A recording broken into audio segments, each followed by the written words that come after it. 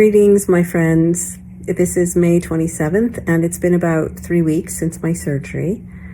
And I wanted to reach out and thank everybody for their thoughtful comments. It really made a difference, and I felt really, really cared for. It's a really wonderful feeling, actually, to feel cared for by people that you don't actually personally know, even though you sort of have a connection out there in the interwebs. So thank you. I'm coming to you today from my bedroom with my two new best friends, my back pillow, and a continuous ice machine that pumps ice water through a pad that I use to ice my back in between episodes of walking. I had originally the intention to be making these videos, little snippets, all the way during my recovery. But I was somewhat thwarted in that by the actual act of recovery.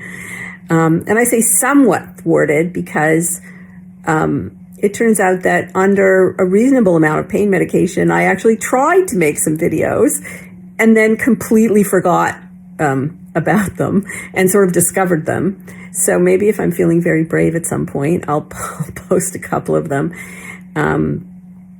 They're humbling and amusing. Today I'm just going to share one idea, one insight that I've had, which has been challenging, but also really, to me, really, really interesting. And that is, when your brain goes to move your body, it's really constructing, as a motor plan, it's really constructing what you'd call an action concept. So it constructs this abstract concept to stand or to reach or to sit or to lie and to lie down. And then what it does is unpacks these abstract plans into a bunch of different really specific patterns of muscle movement. So you can make exactly the same movement to reach or to sit or from a standing position or so on, exactly the same movements, they appear exactly the same from the outside, but actually what's going on under the hood is that the actual pattern of muscle movements can be actually pretty different. And so what's happening is when you're recovering from surgery is, you're usually not aware of all of the little movements that you make in order to execute an action concept like to sit, to stand, to reach. But when you're recovering from surgery, you certainly do. And so what's happening really is you're taking this kind of abstract thing and you have to break it down into 100 little movements.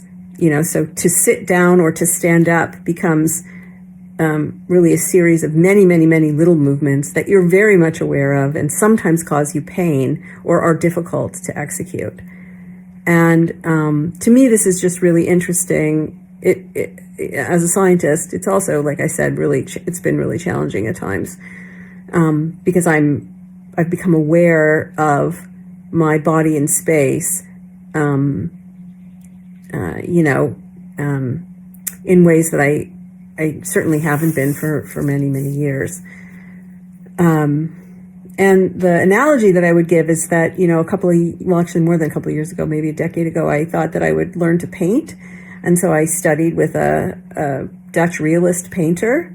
And what she taught me is that, if you want to render a three-dimensional object, like let's say this little cup, onto a two-dimensional canvas, you don't just look at the object in its, three-dimensional form and then try to paint it. If you try to do that, you'll get a pretty shitty looking painting. Instead, what you do is you take the cup and you try to break it into little pieces of light.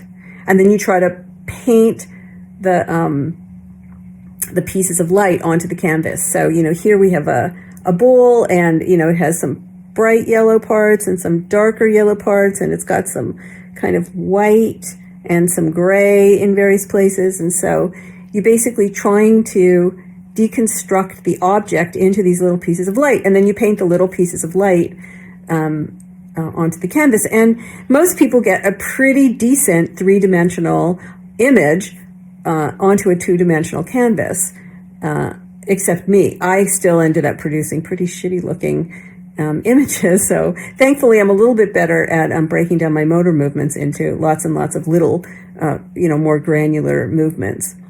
When I say I'm good at it, it's because I have after all these years, I have a reasonable amount of body awareness.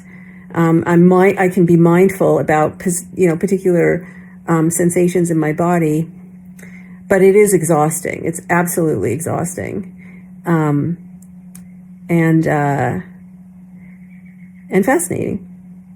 So I will probably reach out to you occasionally over the coming weeks. But for now, I will sign off and hope you have a terrific weekend.